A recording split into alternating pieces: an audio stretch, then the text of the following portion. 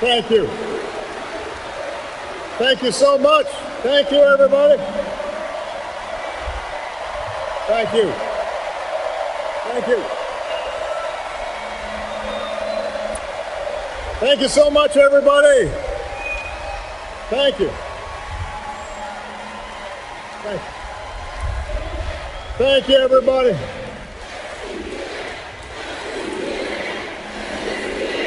Thank you. Thank you.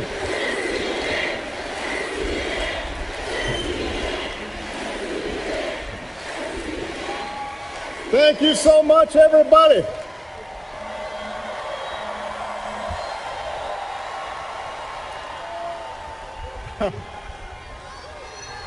I love you back.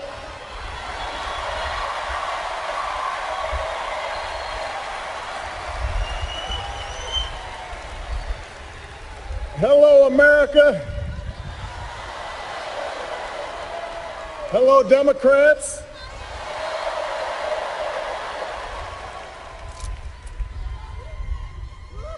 So, 12 years ago tonight, I addressed this convention for the very first time. You met my two little girls, Malia and Sasha, now two amazing young women who just fill me with pride. You fell for my brilliant wife and partner, Michelle,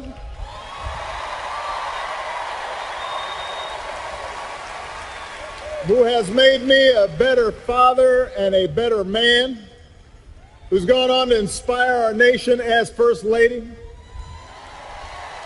and who somehow hasn't aged a day.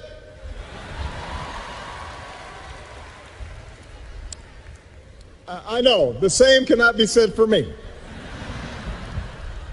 My girls remind me all the time, wow, you've changed so much, Daddy. And then they try to clean it up. Not bad, just more mature. And it's true. I was so young that first time in Boston. And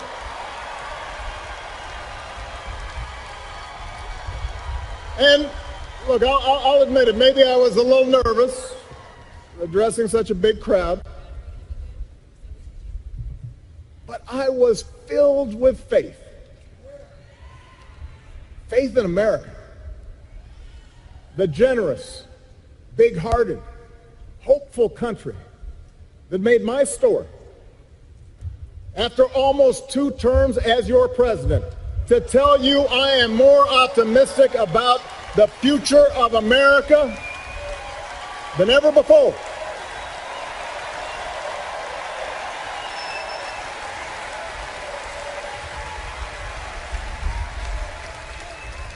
How could I not be? After all that we've achieved together. After the worst recession in 80 years, we fought our way back. We've seen deficits come down, 401ks recover, an auto industry set new records, unemployment reached.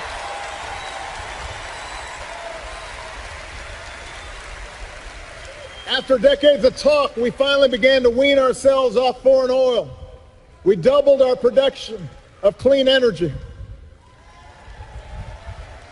We brought more of our troops home to their families. And we delivered justice to Osama bin Laden.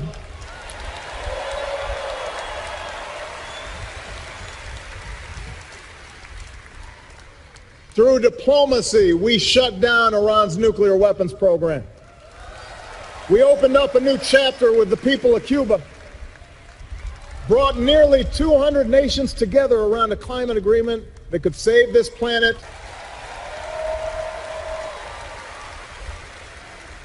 We put policies in place to help students with loans, protect consumers from fraud, cut veterans' homelessness almost in half.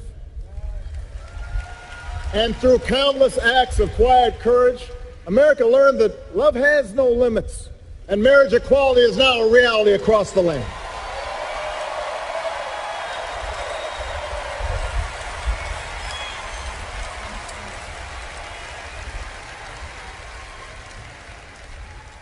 By so many measures, our country is stronger and more prosperous than it was when we started. And through every victory and every setback, I've insisted that change is never easy and never quick, that we wouldn't meet all of our challenges in one term or one presidency or even in one lifetime. So tonight I'm here to tell you that, yes, we've still got more work to do. More work to do for every American still in need of a good job or a raise, paid leave or a decent retirement, for every child who needs a sturdier ladder out of poverty or world-class education, for everyone who has not yet felt the progress of these past 7.5 years. We need to keep making our streets safer and our criminal justice system fair, our homeland more secure, our world more peaceful and sustainable for the next generation. We're not done perfecting our union or living up to our founding creed, that all of us are created equal. All of us are free in the eyes of God.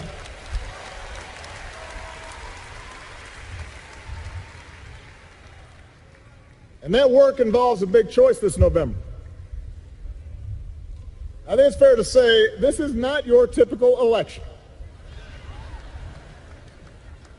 It's not just a choice between parties or policies, the usual debates between left and right. This is a more fundamental choice about who we are as a people and whether we stay true to this great American experiment in self-government. Look, we Democrats have always had plenty of differences with the Republican Party, and there's nothing wrong with that. It's precisely this contest of ideas that pushes our country forward.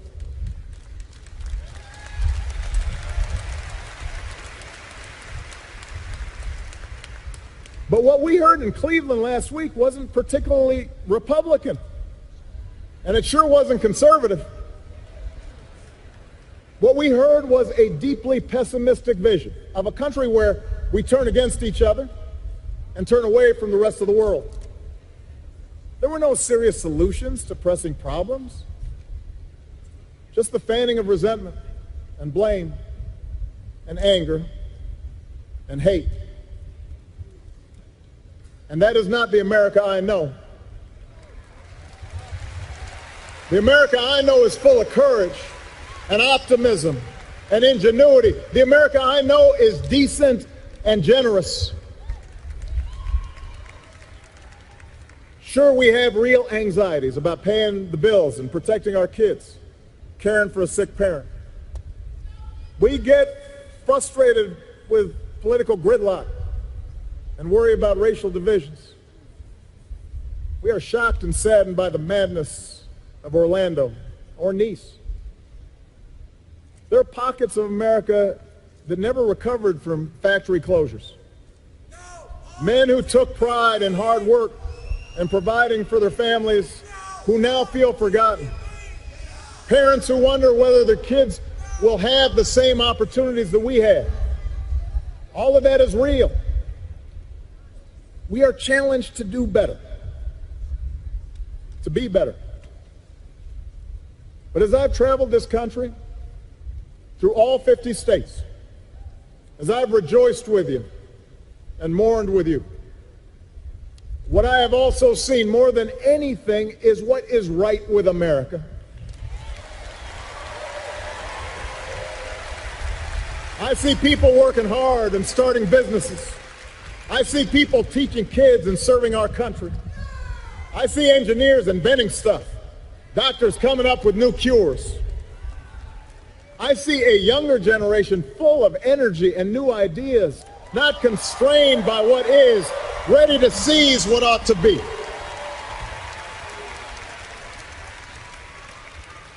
And most of all, I see Americans of every party, every background, every faith, who believe that we are stronger together. Black, white, Latino, Asian, Native American, young, old, gay, straight, men, women, folks with disabilities, all pledging allegiance under the same proud flag to this big, bold country that we love. That's what I see. That's the America I know.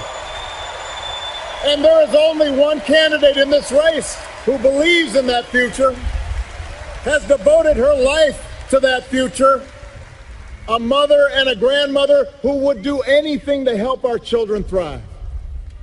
A leader with real plans to break down barriers and blast through glass ceilings and widen the circle of opportunity to every single American. The next president of the United States, Hillary Clinton.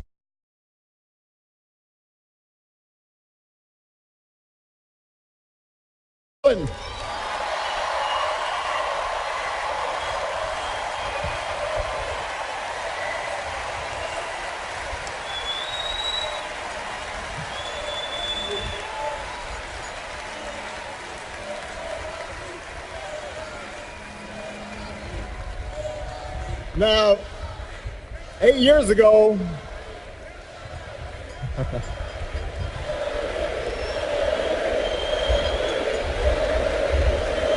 that's right. Let me tell you, 8 years ago, you may remember Hillary and I were rivals for the Democratic nomination. We battled for a year and a half. Let me tell you, it was tough because Hillary was tough. I was worn out. She was doing everything I was doing, but just like Ginger Rogers, it was backwards in heels.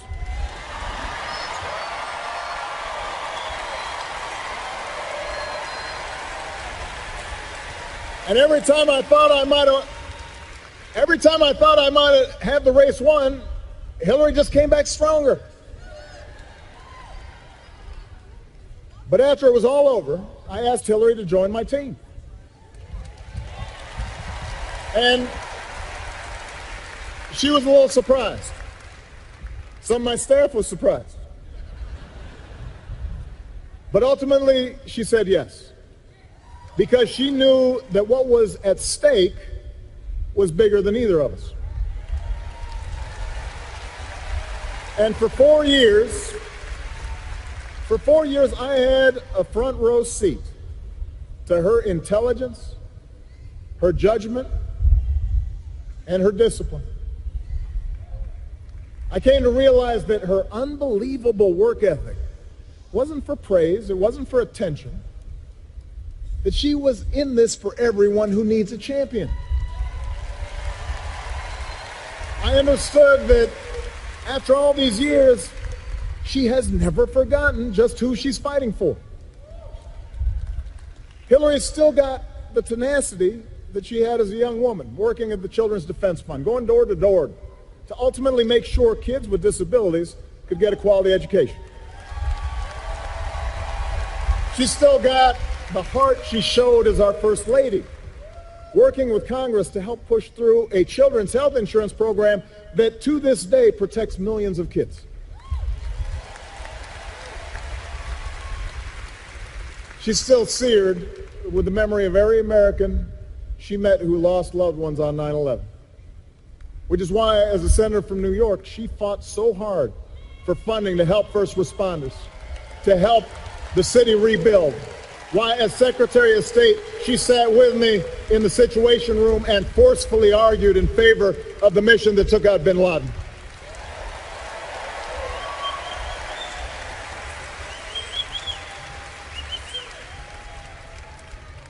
You know, nothing truly prepares you for the demands of the Oval Office.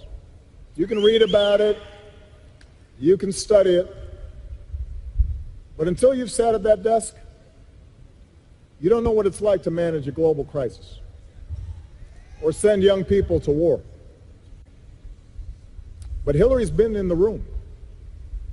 She's been part of those decisions. She knows what's at stake in the decisions our government makes.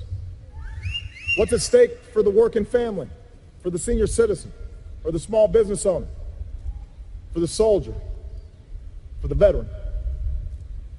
And even in the midst of crisis, she listens to people and she keeps her cool and she treats everybody with respect. And no matter how daunting the odds, no matter how much people try to knock her down, she never, ever quits.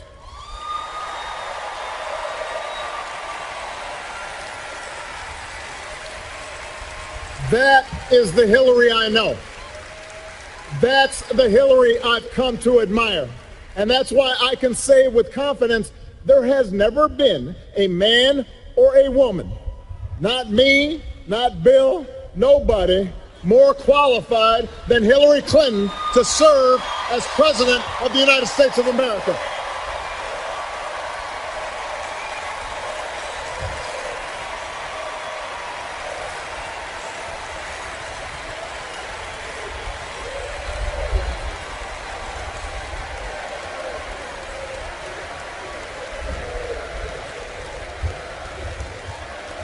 I hope you don't mind, Bill, but I was just telling the truth, man. And by the way, in case you're wondering about her judgment, take a look at her choice of running mate.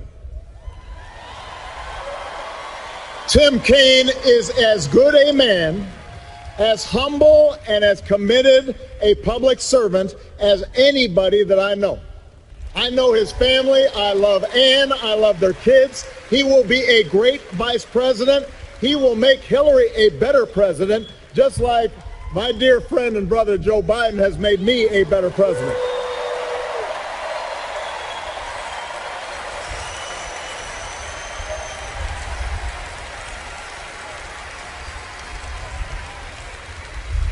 Now, Hillary has real plans to address the concerns she's heard from you on the campaign trail.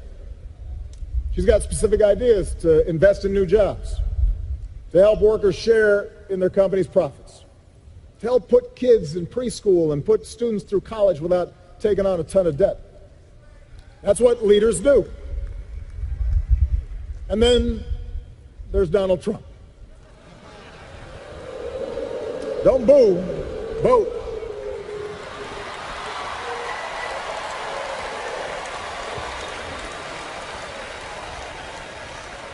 Yeah, the Donald is not really a plans guy. He's not really a facts guy either. He calls himself a business guy, which is true, but I have to say I know plenty of businessmen and women who've achieved remarkable success without leaving a trail of lawsuits and unpaid workers and people feeling like they got cheated.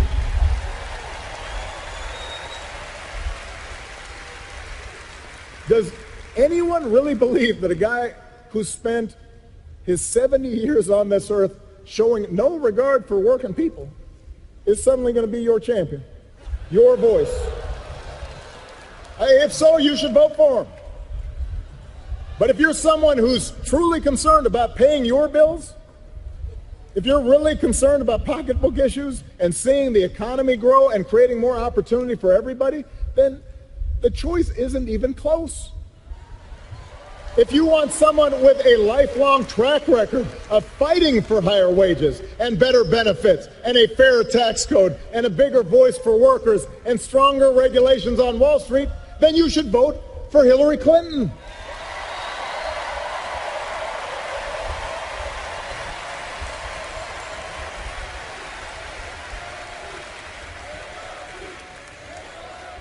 And if you're rightly concerned about who's going to keep you and your family safe in a dangerous world, well, the choice is even clearer. Hillary Clinton is respected around the world, not just by leaders, but by the people they serve. I have to say this. People outside of the United States do not understand what's going on in this election. They really don't. Because they know Hillary, they've seen her work. She's worked closely with our intelligence teams, our diplomats, our military. She has the judgment and the experience and the temperament to meet the threat from terrorism. It's not new to her. Our troops have pounded ISIL without mercy, taking out their leaders, taking back territory. And I know Hillary won't relent until ISIL is destroyed. She will finish the job. And she will do it without resorting to torture or banning entire religions from entering our country. She is fit and she is ready to be the next commander-in-chief.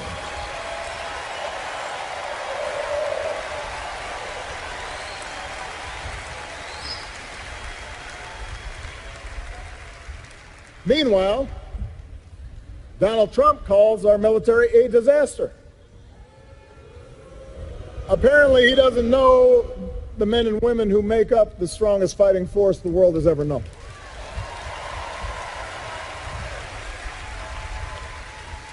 He suggests America is weak. He must not hear the billions of men and women and children from the Baltics to Burma who still look to America to be the light of freedom and dignity and human rights.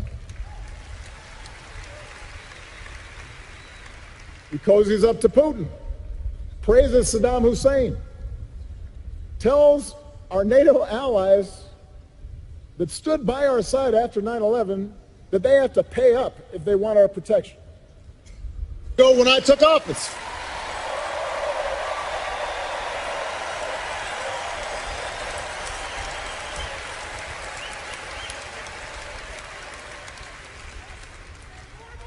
America is already great. America is already strong. And I promise you, our strength, our greatness, does not depend on Donald Trump. In fact, it doesn't depend on any one person. And that, in the end, may be the biggest difference in this election. The meaning of our democracy. Ronald Reagan called America a shining city on a hill. Donald Trump calls it a divided crime scene that only he can fix. It doesn't matter to him that illegal immigration and the crime rate are as low as they've been in decades, because he's not actually offering any real solutions to those issues. He's just offering slogans. And he's offering fear. He's betting that if he scares enough people, he might score just enough votes to win this election. And that's another bet that Donald Trump will lose. And the reason he'll lose it is because he's selling the American people short. We're not a fragile people. We're not a frightful people. Our power doesn't come from some self-declared savior promising that he alone can restore order as long as we do things his way. We don't look to be ruled. Our power comes from those immortal declarations first put to paper right here in Philadelphia all those years ago. We hold these truths to be self-evident, that all men are created equal, that we, the people, can form a more perfect union. That's who we are. That's our birthright, the capacity to shape our own destiny.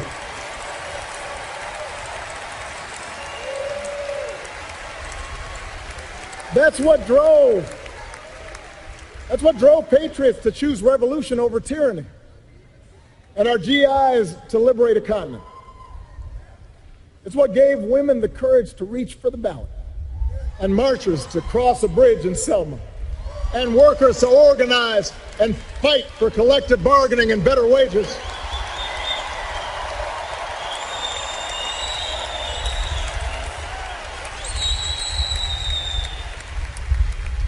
America's never been about what one person says he'll do for us. It's about what can be achieved by us, together, through the hard and slow and sometimes frustrating but ultimately enduring work of self-government. And that's what Hillary Clinton understands. She knows that this is a big, diverse country. She has seen it. She's traveled. She's talked to folks. And she understands that most issues are rarely black and white. She understands that even when you're 100% right, getting things done requires compromise. That democracy doesn't work if we constantly demonize each other. She knows that for progress to happen, we have to listen to each other and see ourselves in each other and fight for our principles, but also fight to find common ground, no matter how elusive that may sometimes seem. Hillary knows we can work through racial divides in this country when we realize the worry black parents feel when their son leaves the house isn't so different than what a brave cop's family feels when he puts on the blue and goes to work. That we can honor police and treat every community fairly. We can do that.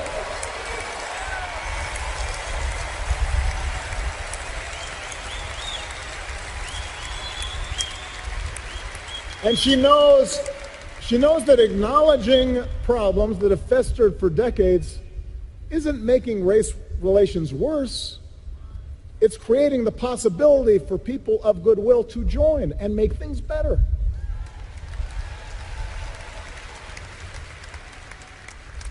Hillary knows we can insist on a lawful and orderly immigration system while still seeing striving students and their toiling parents as loving families, not criminals or rapists.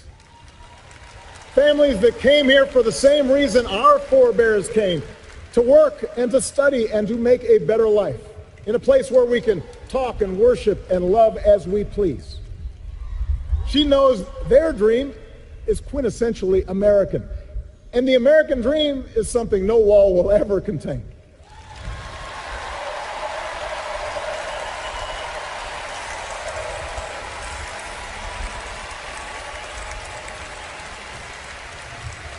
These are the things that Hillary knows. It can be frustrating, this business of democracy. Trust me, I know. Hillary knows too. When the other side refuses to compromise, progress can stall. People are hurt by the inaction. Supporters can grow impatient and worry that you're not trying hard enough, that you've maybe sold out. But I promise you, when we keep at it, when we change enough minds, when we deliver enough votes, then progress does happen. And if you doubt that, just ask the 20 million more people who have health care today. Just ask the Marine who proudly serves his country without hiding the husband that he loves.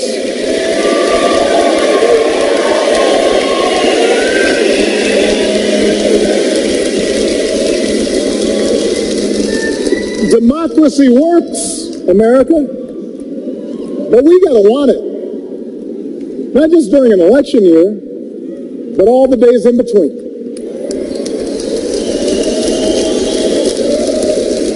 So if you agree that there's too much inequality in our economy and too much money in our politics, we all need to be as vocal and as organized and as persistent as Bernie Sanders supporters have been during this election.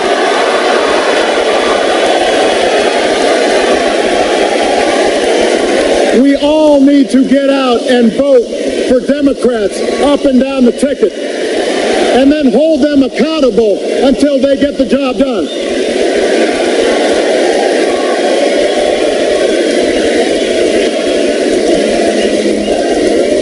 That's right, feel the burn. If you want more justice in the justice system, then we've all got to vote not just for a president, but for mayors and sheriffs and state's attorneys and state legislatures.